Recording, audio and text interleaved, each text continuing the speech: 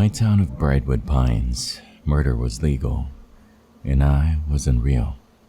I finally found out the horrors of the Redroom.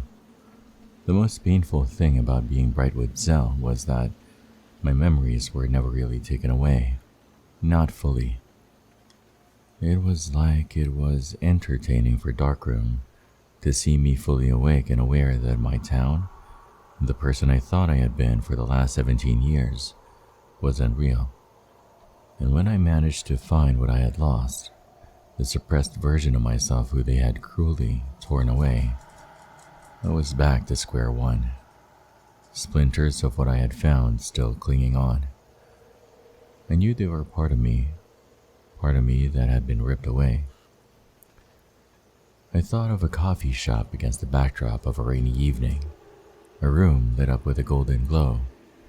It stained the most vicious shade of scarlet. A silhouette dancing in front of me, a sliver of silver tarnishing against an evangelical light, tainted red. I half wondered if the people behind Brightwood were using my lost self against me, which of course would be perfect for their so-called audience. Officially, I had the flu, but I knew what it really was. They wanted to make sure I wasn't going to act out like Annalise Duval, a resident crazy girl who had failed to go through with her urge. My memories, or what was left of them, told a different story. Annalise wasn't crazy. She just knew the world we were living in was fabricated. Luckily, my mind hadn't been broken like hers, but I wasn't sure how long it would be before it would be. I could tell they were wary. Most of my days had been washed away in my mind, but I knew I had been inside those clinical white walls, and they had once again implanted in me the device that activated the urge.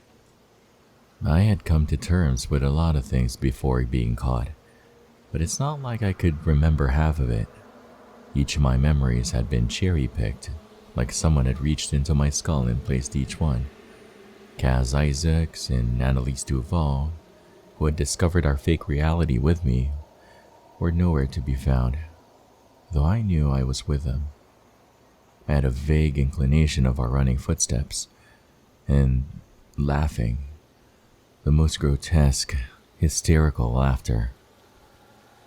The only thing I was 100% sure of was that Elle was nothing but a piece of metal lodged between my back teeth, and that my real self was a string of ravaged flashes, like footprints in the snow. Elle was in full control that morning. It was hard to push her away when there was nothing to go back to. I was either her, or I was no one. There was no in-between. The in-between I thought I found had been ripped away once again. It's raining. That was the first thing that came out of my mouth when I sat up in bed, propping myself up on pillows. It never rained in Brightwood. I had been told that my whole life, despite insisting I knew what it felt like cupped in my hands, or as I splashed through puddles. I knew the cold shiver of raindrops sliding down my back, gluing my clothes to my skin. I had been told rain was more of a myth in our small town, and yet my gaze was following a stray raindrop down the glass of my bedroom window. I found myself wondering if it was even real. "It doesn't rain in Brightwood," I told my fake mother, who had been looming over me for who knows how long. I knew she was fake because I had killed my original mother. Just like our neighbor Mrs. Jensen, my mom had been replaced with a completely different person. It was strange, feeling my brain being rewritten, as my thoughts tangled and my mouth became alphabet soup. There were certain things they wanted me to remember, and others they wanted me to forget. In this case, it was my mother's murder. A dull pain struck in my back tooth, crawling around the back of my head like a virus. My vision flashed, and I saw myself kneeling over my mom's body with a bloody knife that had pierced her heart. The scene glitched.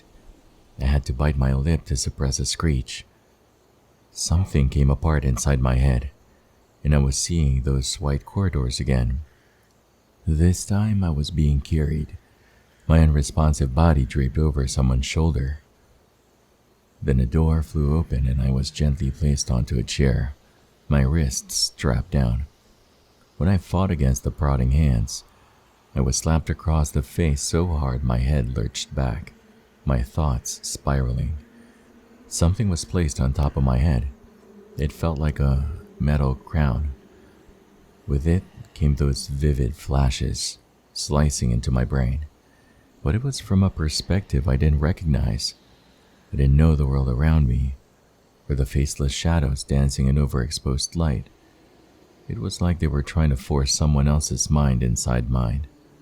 The flashes of my memory seemed to splinter as my mom's lifeless body became Mrs. Jacobs, the woman across the street. And instead of Annalise Duval standing at the door in a wedding dress, it was my mom, or this new mom, in a furry coat. There was just enough detail to wipe away what had really happened, though Annalise's strange choice of clothing had been far too powerful of a memory to let go. It hit me at that moment that maybe I was wrong. Just like my classmate who knew too much, who had turned into a shell of herself for asking too many questions, maybe that was happening to me. Was that why I was glitching? Moreover, why had someone else's mind been plunged into my skull? Ignoring the pain, I focused on my new mom. The woman standing in front of me had my mother's facial structure and strawberry blonde hair, but there were subtle differences in the way she held herself, and her too big smile was more of a shark grin. She was holding a breakfast tray filled with all of my favorites, as well as a new addition, a giant chocolate cake covered in candles. My fake mother's smile widened, her reply slightly delayed. "What are you talking about, sweetie? It always rains in Brightwood." Her gaze flicked to the window, and she laughed heartily. This time, I had to squeeze my eyes shut to block out a sudden explosion of fireworks in front of my eyes. Like a migraine, but worse. It was like I could see them trying and failing to pick my brain apart. I focused on the comically large chocolate cake to distract myself, but that only made me aware of the sudden bouts of hysterical laughter surrounding my room. They were inside the walls, in the ceiling, and under the floor, all around me, suffocating me. I knew the laughter. I had heard it before. I had stood in front of it at one point, but as I tried to reach out for pieces of it, the laughter was plucked away, and I was left writhing in pain. I could feel each of my individual thoughts being cut and sliced into oblivion. As if on cue, following my fake mother's words, the downpour outside grew heavier, and the knot in my gut tightened. "I'm so proud of you," she said. "I can't believe it. My daughter, a real murderer." More laughter. This time, it pounded in my ears. The pain in my head and mouth grew worse. As my fake mother began to slice the cake into dainty pieces, humming to herself, I turned my attention to the window, to the rain, which I thought would anchor me to the reality I was trying to reach out for. But instead of finding what I was looking for, I felt flashes that didn't make sense. They hurt, as if they were wrong, broken, shattered. I could see my fake mom offering me cake as I blinked, my vision feathering. I could feel the weight of the breakfast tray on my knee, smell the aroma of iced tea drifting into my nose. But I was also surrounded by the night and the rain pounding against my hood. The memory cut into me like it didn't belong, and it hurt. It was agony I had to swallow down. The aroma of iced tea and chocolate cake faded. My mom's humming collapsing into white noise as another mind slowly began to take over. I was running. I could sense my footsteps pounding against concrete and my own breaths coming out in sharp pants. Except, I wasn't scared. I propelled myself faster, slicing through the gneiss, diving into puddles and howling into oblivion. It was a guy. I could sense his bloodthirst, the exhilaration of the hunt running through him. There was a shadow running in front of him, stumbling and staggering. The shadow dived over a wall, falling onto their knees, then jumping back to their feet and taking off like a startled deer. But he was faster. He was stronger. And every time a lamppost illuminated the figure's face, her eyes were wide with a numb fear that only drove her further. A sickening sense of satisfaction filled him. When he drew close enough to grasp the hood of her sweatshirt, the girl was faster. She screamed, and something snapped inside my mind. It was me. My own cry filled the dark, and it only made him laugh harder. It didn't make sense that I was watching myself running from a monster. The memory contorted once more. This time my hands were wrapped around the butt of a baseball bat, teasingly dragging it across concrete before swinging in a wild arc and making impact. The victim looked maybe a year older. He survived the first swing, throwing himself onto the ground. He was sobbing, begging for his life. But the attacker, the kid whose mind I had found myself in, only swung again. This time feral, like a wild animal. The impact sounded like cracking an egg open. The boy dropped face first onto the ground as the wielder continued hitting him, until the kid's brain began leaking from his ears. Pain struck again, and this time it was bad enough to bring me back to Brightwood. I gasped for breath as I stared down at my hands, which were slick with blood. I tried to wipe it away, but there was so much of it painting me in sharp, beautiful, horrifying red. I jumped out of bed, tears filling my eyes, my stomach lurching. My mom was already standing in front of me, still wearing that overbearing smile. When I swiped at my pajamas furiously, the blood disappeared. Agony split my skull apart, the nameless boy's vivid thoughts still playing in my head like a stuck record. I could see myself running for my life. And yet, I wasn't me. I was him. I was all of him. His maniacal laughter, the exhilaration and unbridled insanity filling him, poison choking his brain. I didn't realize I was standing in front of my bookshelf. Each individual spine stuck out to me despite being the exact same. A clockwork orange. "Elle?" Mom's voice was white noise murmuring in my ear. When I caught her expression in my periphery, my fake mother's smile didn't waver. Whatever was happening to me, she knew exactly what it was. "Baby, are you okay? You've gone pale."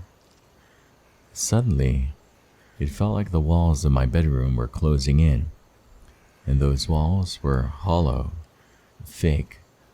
I needed to get out. I needed to find Annalise and Kaz and go back to the room full of wall people. That was the last time I remembered things making sense. "Yeah, I'm fine. I'm just feeling a little sick." Those were the words I was supposed to say, the words that were placed on my tongue by the implant. Instead, I had a mouthful of gibberish like I was choking on vomit. My questions entangled with a scream in my throat, but also with a nameless boy's laughter, which began in my chest and threatened to send me to my knees. Between his hysterical giggles, I had the overwhelming urge to shout my own name. "Elle!" He had called into the downpour while my shadow bled into the night, screaming back at him. He kept going, catapulting himself over a wall, landing on all fours. I sensed him hitting wet grass. "Why are you running from us?" His words were like a sour bile I was struggling to swallow, but which kept coming back up. Blinking through blurry vision, I turned away from my fake mother and grabbed a clean shirt and jeans. My hands were trembling, my body racked with the phantom excitement that had filled the boy, as if part of him had latched onto me like a leech. I stood in front of the mirror and smiled my best smile, only for it to split apart onto his maniacal grin. I could still sense the puddles beneath his feet and the downpour plastering his thick hair to his face. "I'm fine," I managed to tell my fake mother. "I'm just feeling sick." "All right, well, come downstairs and eat breakfast. Your friends will be here soon." Still wearing that ridiculous smile on her face, my fake mother retreated downstairs. Friends? As soon as she was gone, pain erupted at the back of my head. I dropped to my knees, something wet and warm dripping from my nose and ears. I gingerly grazed my fingers over my lips, bright red, like I was coming apart piece by piece in favor of whatever or whoever had been forced inside my skull. I didn't want to see what he had seen. I didn't want to share a mind with someone else. But Brightwood was feathering away once again, and the dark downpour slamming down on my hood was becoming progressively more real. I could smell the cool night air, a nearby vendor selling street food, damp grass beneath my feet. I could hear my own sobbing, pleading, as he drew closer to me. There was no mercy in the way he ran, no faltering, no. My head swam as I scrambled to my feet, two different worlds clashing together in my head, my bedroom in Brightwood, and an unfamiliar city street. I knew what to do. My gaze flicked to the bathtub where perfect white had been bleached before, covering up the smears of scarlet she had left, the other me, before I was ill, clinging on to pristine marble and staring at myself in the mirror as blood ran down my face in thick rivulets while pain continued to rack the back of my head. I could escape. That was my only thought. I could escape this, and I had before. I remembered my trembling wrists tightening around a blade, which had cut deep enough for me to lose my breath and let my thoughts wander. I remember sinking into ice-cold water and closing my eyes, and after that, there had been peace, silence so loud and yet quiet at the same time. She wanted oblivion, craved it, and so did I. Before I could hesitate, I turned the faucet on, running my hands under the stream of water.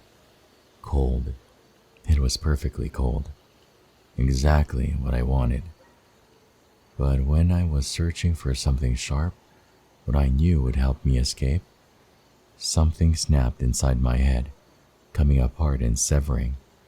I was partially aware of hitting lukewarm tiles, the back of my head slamming into the edge of the faucet, but I was somewhere else entirely when my vision cleared. A dimly lit hallway with filthy walls and discolored yellow flooring. The memory was nothing like the flashes of a coffee shop in a downpour, or even a golden room filled with deep dark red. The perspective trembled as I was being dragged violently, a rough pair of hands pinning my hands behind my back. Tipping my head back, I feverishly scanned the hallway for a way out, but there was none. There was only the door at the very end, which was getting closer and closer as I kicked and struggled, my cries choking in the back of my throat. It was a large red door. "What is this?" The voice came from my mouth in a cry, but it wasn't mine. It was guttural and deep. It was a boy, and as my mind began to slowly come to fruition, I realized it was the boy from the rain, the boy who had chased me into the night, laughing and splashing through puddles.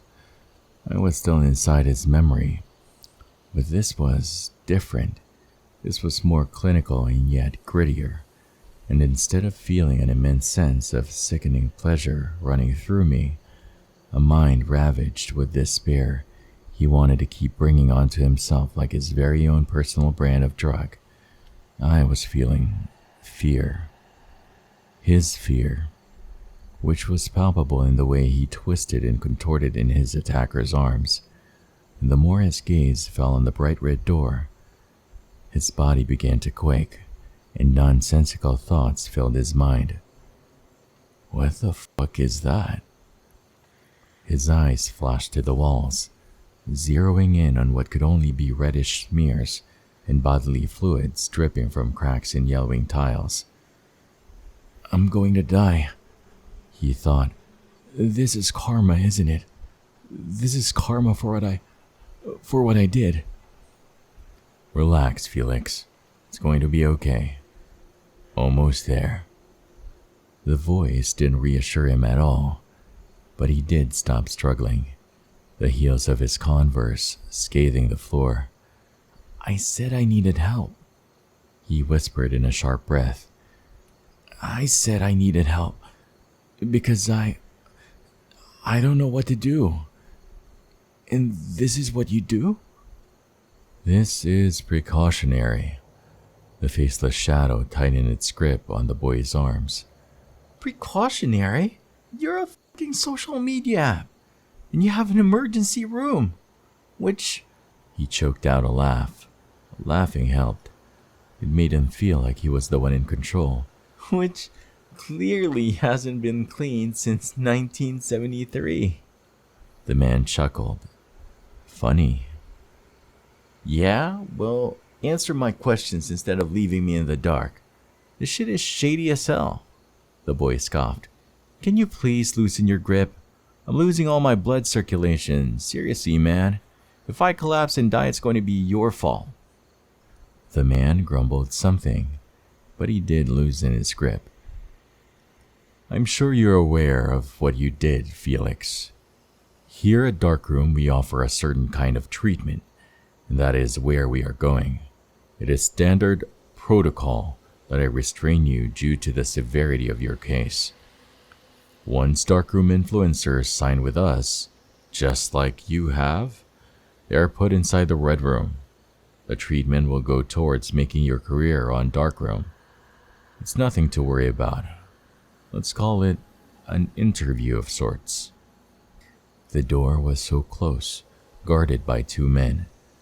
When he squinted, the boy glimpsed something, tainting the handle, and shivers rocketed down his spine. Instead of fully registering what he was seeing, he continued to talk, because talking usually, not always, got him out of shit. And this was definitely the type of shit he was eager to get away from. Flexing his wrist still trapped in the man's grasp, he exhaled out a breath. Stall, he thought. I need to stall and then run. He twisted his head around, scanning the hallway, but there were no doors, no exits. Before the hallway they were currently on, a blindfold had been wrapped around his eyes, which meant, slowly, this kid was putting the pieces together. Which means they don't want me to get out, he thought. I could feel the panic brewing in his gut, and an insatiable need to get out of there.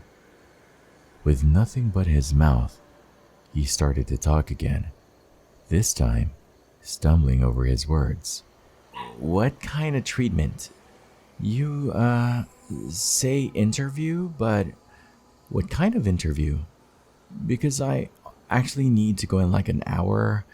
I just came here for, therapy or whatever. Before I turn myself into the cops. The thought blossomed in his mind. That's what I was going to do. Now I'm going to be butchered in some budget YouTube HQ? Reaching the door, two guards pulled it open, and the boy immediately stopped struggling. It was a theater of sorts. A large screen, bigger than any television I'd ever seen, stretched across the walls, like a movie theater. Instead of seats, there were ancient-looking beds with Velcro straps attached to the armrests. And when he looked closer, blood spattered sheets and pillows. Someone rushed past wielding an industrial mop, scrubbing away spots of crimson dotting the floor. There were people in white illuminating the dark, and the screen suddenly flashed a deep dark red, bathing the room in the same shade which dripped from each bed. Some of them were occupied, but they weren't moving, propped up on a mountain of pillows. Before he could stop himself, he was tearing from the man's arms and stumbling forwards, something slimy in the back of his throat. His gaze was on one of the beds, where a girl sat with her knees pressed to her chest, her head cocked to the side. It wasn't the girl's vacant eyes his attention was on. Illuminated in harsh red light, there was a carnivorous hole at the back of her head. Sim? The name tangled in his mouth, but before he could get closer, those same clammy hands pulled him back. The girl reacted to her name, twitching slightly. She started to turn around before a figure in white forced her to face the red screen.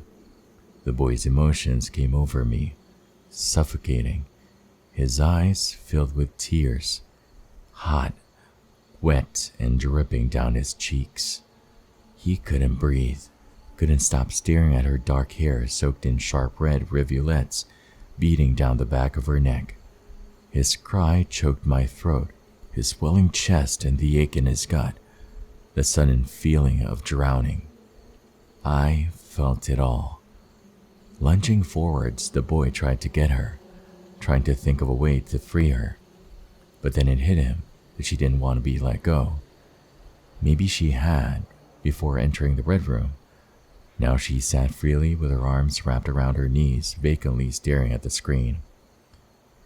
What the fuck did you do to her? It's the treatment, Felix, the man said cheerily.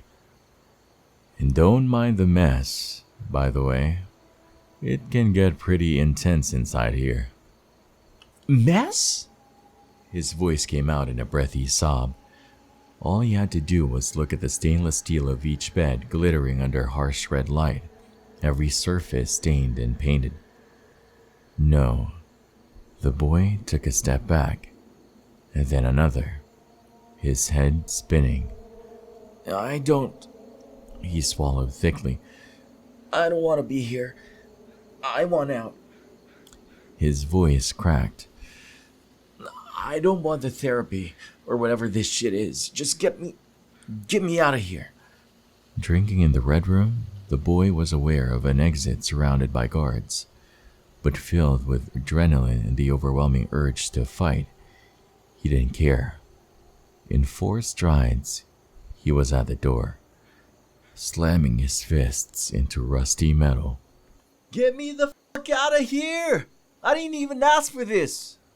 His cry morphed into a strangled scream, a howl of pain, when a second and third pair of arms wrapped around his waist and yanked him back, his fingers slipping from where they had gripped the handle for dear life. Let me go! Let go of me! The boy shrieked, kicking and screaming. You're sick! You're fucking sick! You told me you were going... His words exploded into another cry when his body slammed into one of the beds, and all of the breath was knocked from his lungs, his brain being knocked off of its axis.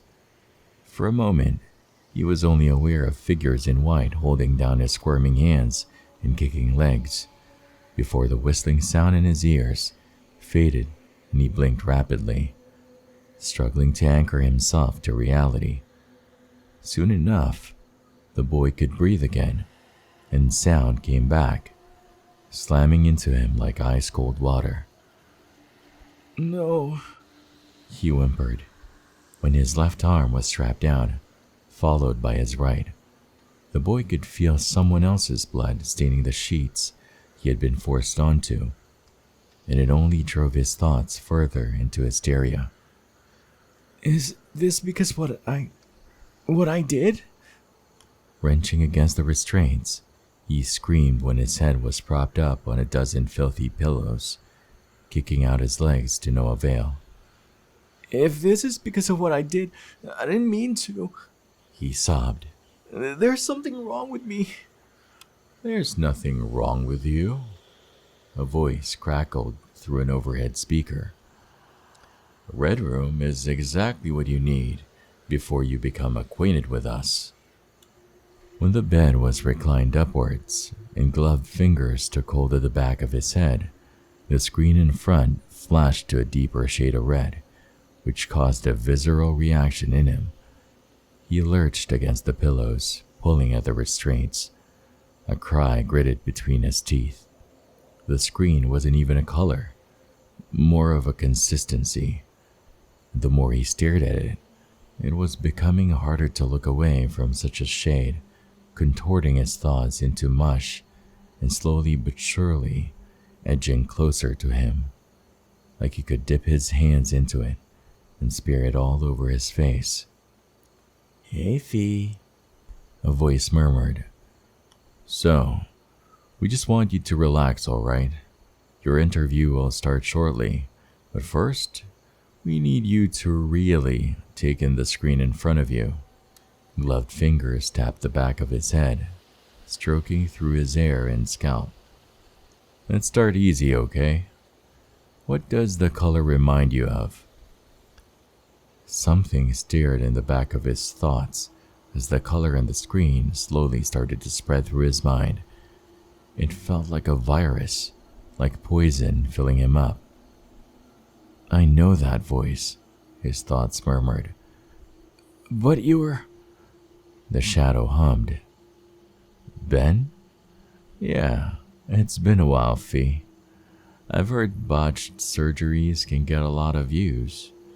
You know, like accidentally splitting the skull open or cutting an artery. But don't worry. His gloved hands patted the boy's head teasingly. You don't have to worry about me making any mistakes. An explosion of anger filled him, but the boy couldn't move properly, especially when his eyes were on the screen. You asshole! Felix managed to grit out. Since when do you work for these bastards? Ben sighed. You would be surprised how many of your peers are part of Darkroom, Felix. But that is a conversation for later, when the initial stages have been completed. Weakly wrenching against the restraints, he managed to tear his eyes from pooling, dripping red. What's that supposed to mean?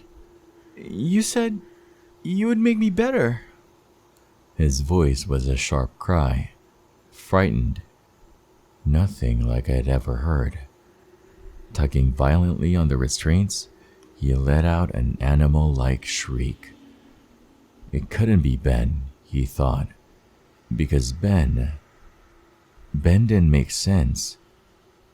Ben was the reason why his hands were dirty. Who are you? Really? Why are you doing this to me? Ben ignored him, and the boy could sense him preparing something behind him. Question 1, Felix. What did you do to your father and brother? Something severed in his mind, and he stopped struggling, his body going limp. I killed them, he said in a shuddering breath. Didn't you see my video? I did, Ben said. It was a masterpiece. You are quite talented in your craft, you know? Question 2. And keep looking at the screen. Why did you film it and upload it to Darkroom? I felt his body start to shake, his chest racking with sobs. The boy's thoughts were dizzy and disjointed while on the red, but also he felt some kind of calm, a calm he didn't understand. You can't be... You can't be here. You're not supposed to be here. Something was blooming inside him, tearing into his thoughts and setting them alight. Despair in its purest form. You know why I'm here, Felix. Ben's voice was suddenly louder, rooted inside his skull. I'm here for the views, just like you. I hate you. Felix spat, his words slowing into a slur as the red took effect. I thought you were going to make me better. No, trust me. This is helping. Ben murmured, his voice becoming more of a murmur, like ocean waves. Felix's hands felt filthy, still sticky and wrong. Tell me, why did you upload the video of yourself brutally murdering your family to Darkroom? The swimming color on the screen was twisting his gut. It made him want to both run and give into it, letting it swallow him up, enveloping him. Inching back, the boy squeezed his eyes shut for a fraction of a second before opening them when it hit him. A sudden, unexplainable urge to lash out, to carve into Ben's face with his fingernails and scoop his eyes out of their sockets. But he wouldn't stop there. The sensation filled me, just like it had him. The urge to rip into the boy's flesh and paint himself with his blood, with the blood on the screen which was looking more familiar the more he stared at it and really took it in. He remembered his hands feeling like they were soaking in deep, dark red, every finger slick the same sickening shade. When the screen grew brighter, his body started to react to it, wrenching and pulling at the restraints to be let go, to escape it. But Felix blinked once, and then twice, shaking his head at the thought before it forced its way to the forefront of his mind. Did he want to escape it? Stop. Again, Ben spoke slowly, deliberately, his voice echoing. Why did you upload it? I don't know. How am I supposed to know? The consistency of the red on the screen was thickening, like it was real. Tell the truth, and this will be easier. Swimming in the screen of red, I felt the boy's lips start to twitch into a smile. For views. Another voice replaced Ben's, and the gloved hands holding the back of his head were rougher somehow. Yes, Felix, you did it for views, the man hummed. You slaughtered your father and brother to get attention. And of course it did. Why wouldn't it? A 15-year-old boy killing his family and uploading it to TikTok, only for it to be immediately taken down, definitely garnered much needed attention that you craved. He chuckled. Which is how you found us. You wanted a place where you wouldn't be judged, and you could continue with your filthy habit without consequences. It definitely caused a stir within the dark web community. Within 24 hours, your video had surpassed 2 million views and had been shared 70,000 times. His gloved fingers dug into the back of the boy's head. You were at the top, and you felt good. Slowly, the boy's fight was diminishing, and the man's words, along with the screen, were the perfect cocktail to start the conversation of his thoughts. Yes, he whispered. I did it for the views. The boy's gaze strayed on the vicious consistency of red becoming more lifelike. He felt it on his hand suddenly, real and wet, soaking him, painting him. The blood of his father and brother, that seemed to snap him out of it, at least for a moment. Please. Felix tugged at the straps. I know there is something wrong with my head. He started to cry again, but crying felt good. Crying was one step away from whatever he was being dragged into, and whatever that force was, it wasn't giving up. The boy knew he had to anchor himself to one thought. I didn't mean to do it, no matter what the screen told him, or the man, or that fucking asshole Ben. He didn't mean to do it.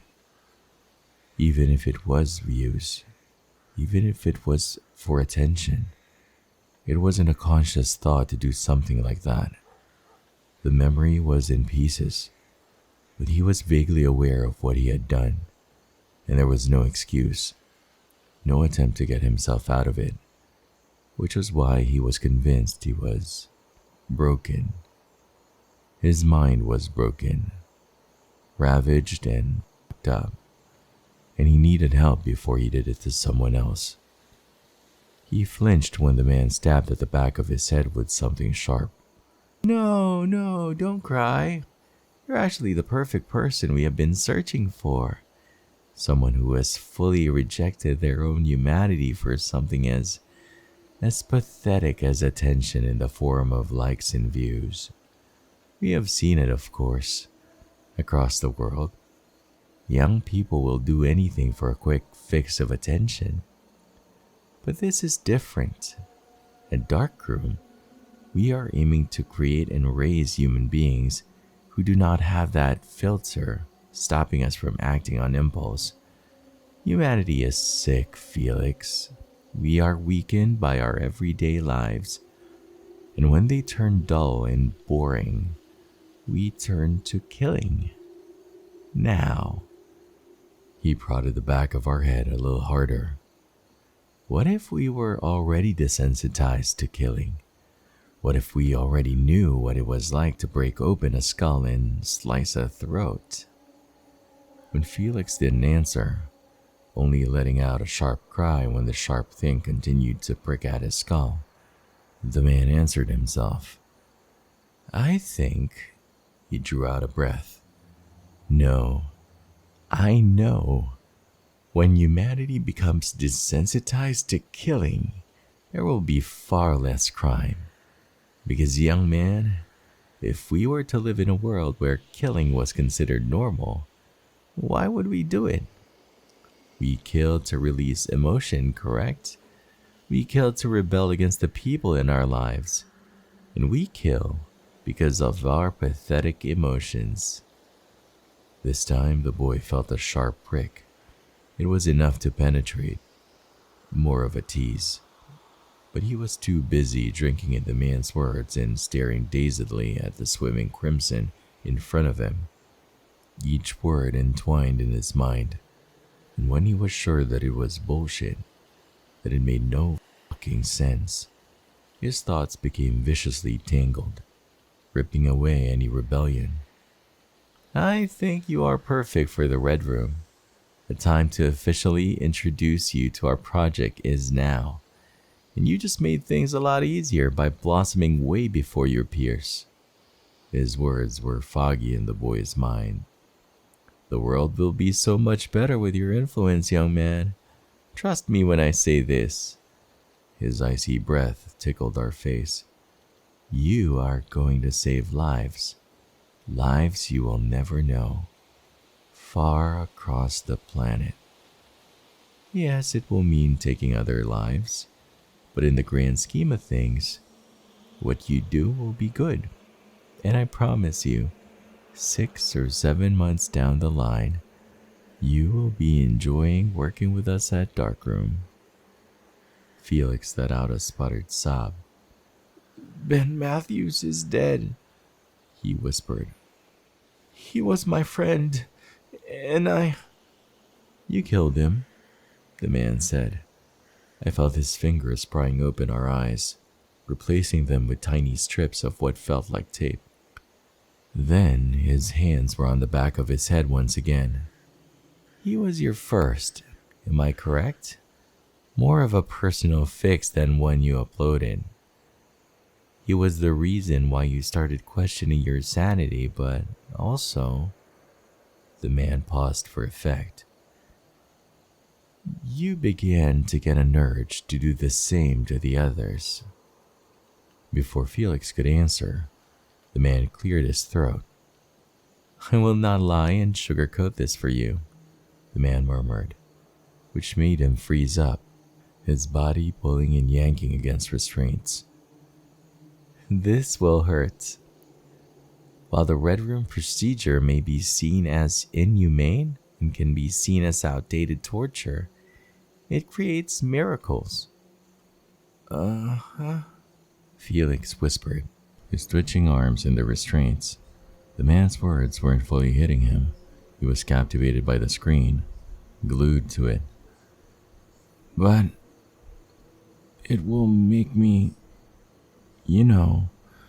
better, right? I'll stop feeling like this. I'll stop getting this urge.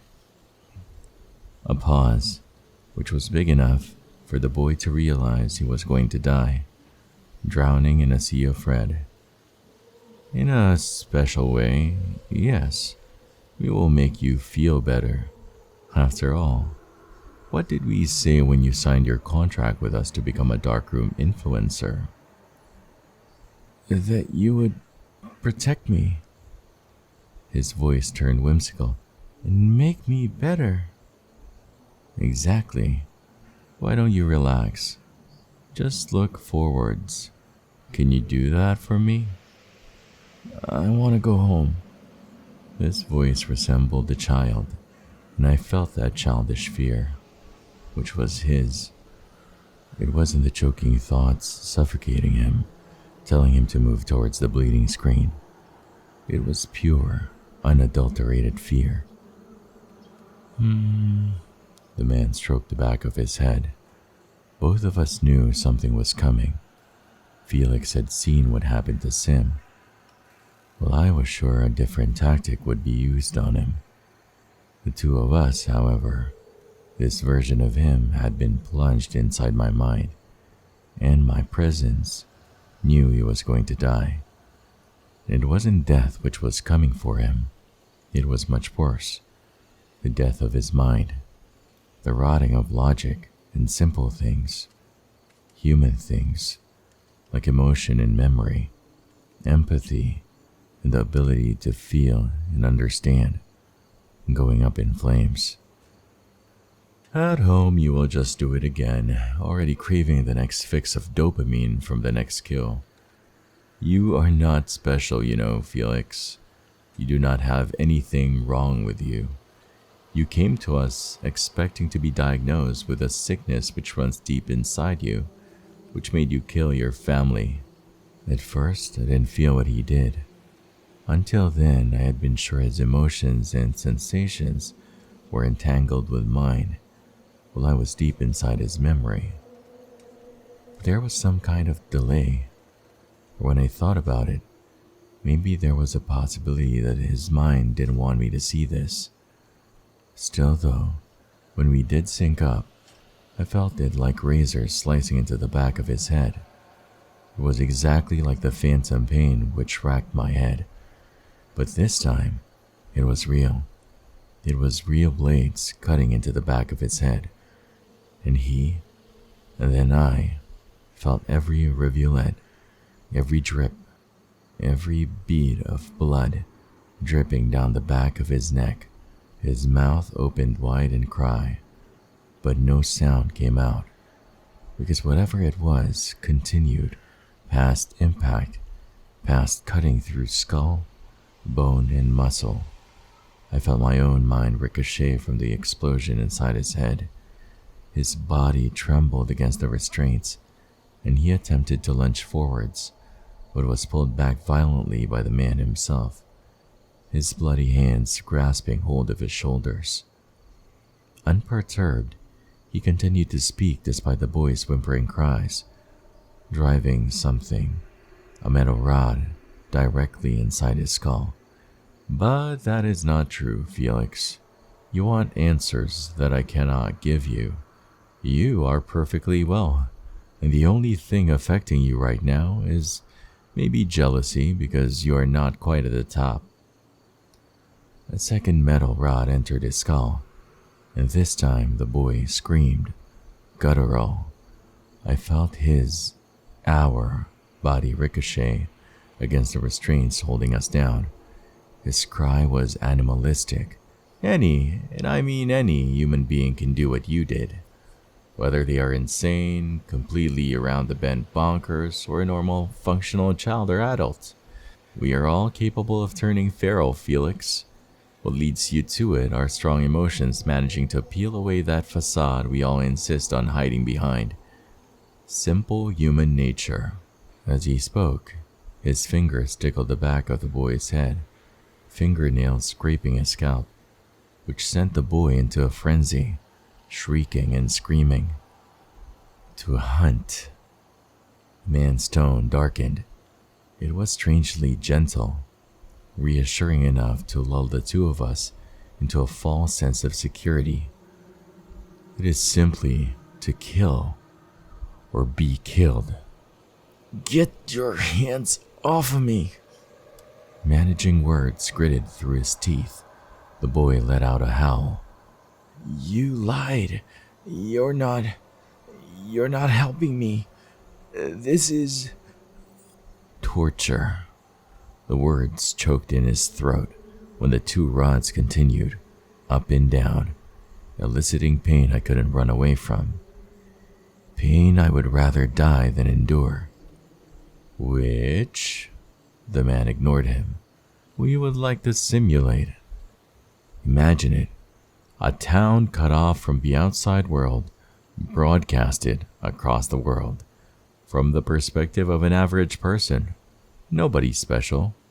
Someone the audience will relate to. It's a theory, but I want to know what would happen if we were to strip back moral inhibitions in a world where there are no suffocating societal rules. Just killing. And if seeing that, consuming that, would make us a society less prone to causing violence. His hands made a jerking motion, and Felix retaliated in an animalistic growl, sending him lunging off of the pillows. Answer me again. Why did you kill your family? He answered with a screech, blood filling his mouth, his vision filled with the same pooling red on the screen. I don't know. Say it. I killed my brother and my father. I don't know why. The rod was plunged in and out, and it was searing agony, pricking sweat, his body jolting, eyes flickering. The light grew brighter in his eyes, thoughts a vivid hurricane. I deserve this, the words entangled in his mind, choking his tongue. I deserve this. I deserve this. I deserve this. I'm sorry, he spoke out loud, penetrating his own screams, pushing through the fog. Felix screamed into a growing abyss, beginning to swallow him up. I'm sorry. I'm sorry. I'm sorry. I'm sorry. Dad, Daniel, I don't know why. I think there's something wrong with me. I fucking killed you. That's right, the man said, before leaning over the boy. His face was masked in shadow. We would like to thank your father and brother for their participation in your indoctrination. Valued members of our staff they were. Elias and Daniel have sacrificed themselves to create you. Somehow, the man's voice pierced through his own screams, and it was enough clarity to keep him holding on. What did you just say?